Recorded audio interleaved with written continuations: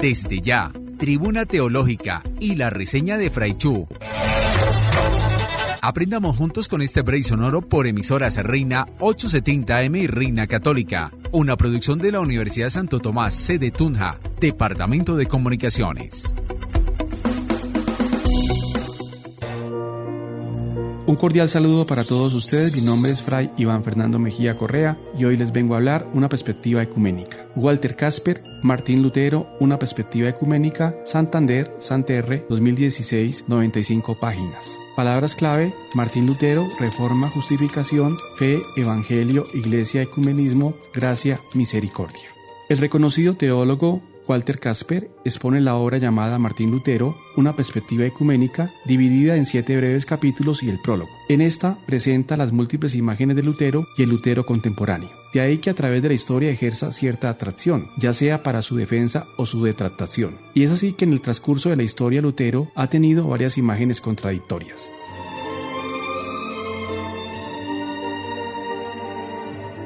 En el primer capítulo, Un tiempo de transición, declive y resurgimiento, Casper muestra cómo Martín Lutero hizo su aparición en un momento en que se estaban formando las nuevas cosmovisiones a raíz de los descubrimientos que se venían dando en la ciencia, las nuevas tecnologías, las ideas políticas que estaban en ebullición y el otoño de la Edad Media y otros acontecimientos de gran envergadura. Estaban dando paso a un nuevo paradigma de época a través del humanismo y la Reforma.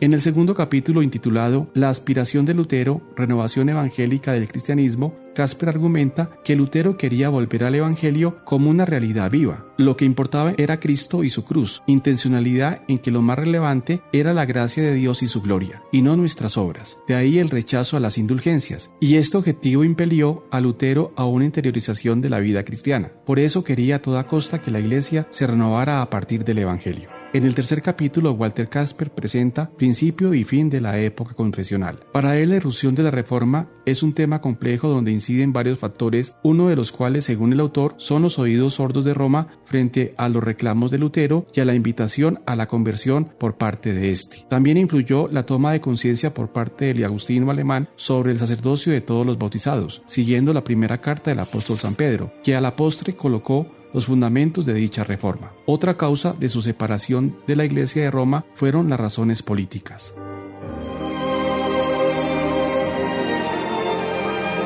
En el cuarto capítulo, Lutero y el espíritu de la modernidad, Casper afirma que Lutero es uno de los abanderados de la libertad que impregnó todo el espíritu de la modernidad. Por su parte, en el quinto capítulo, denominado La época ecuménica, redescubrimiento de la catolicidad, trata el fenómeno del ecumenismo como búsqueda de la unidad de la Iglesia, que ya contaba con una historia con personajes como el mismo obispo mártir San Josafá. Lo fundamental del ecumenismo es afirmar que lo que nos une a Jesucristo, y según Casper, tanto católicos como evangélicos han aprendido los unos de los otros. De hecho, los católicos han aprendido la importancia de la palabra y los evangélicos la experiencia sacramental y litúrgica. De ahí la inferencia casperiana. El fenómeno ecuménico ha sido enriquecedor para ambas partes.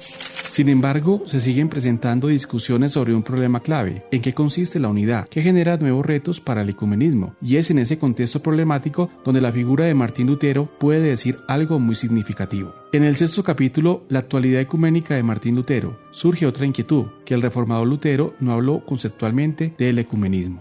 Se puede aseverar que él guardaba la convicción de que la verdad del evangelio se impondría por sí sola. Ahora bien, para el teólogo Casper, el Papa está pidiendo con apremio volver al Evangelio, exigencia que suscita una necesidad de conversión pastoral en la Iglesia. Estas dos premisas, la prioridad del Evangelio y la conversión de la Iglesia, compendiaban lo que en su época pedía Martín Lutero. De ahí que Lutero puede ser un referente imprescindible para revisar los aspectos ecuménicos. En el capítulo 7, El ecumenismo de la misericordia, una mirada prospectiva, Casper afirma que lo más importante de Martín Lutero fue la proclamación del Evangelio de la gracia y de la misericordia. De ahí que para el reformador y la misma Iglesia, solo el poder de Dios, que se muestra en su misericordia, puede salvar a los hombres del pecado.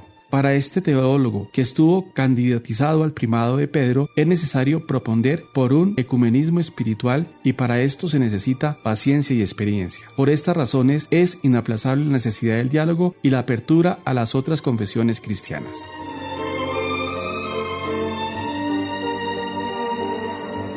Valoración crítica. Es un libro que presenta la figura de Martín Lutero, mostrando sus principales tesis y el siempre válido anhelo de volver al Evangelio. En esa medida es bueno acercarse a la mirada de Lutero, como también lo reconoció el Papa Juan Pablo II, para animarnos a volver al Evangelio y entablar caminos de diálogo en una cultura del encuentro, como lo está proponiendo el Papa Francisco, enfatizando la más radical actitud de su inspirador, Francisco de Asís.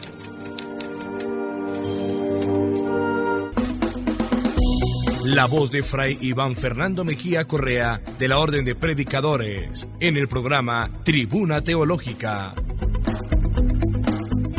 La reseña de Fray Chu. Los esperamos el próximo martes desde las 4 de la tarde.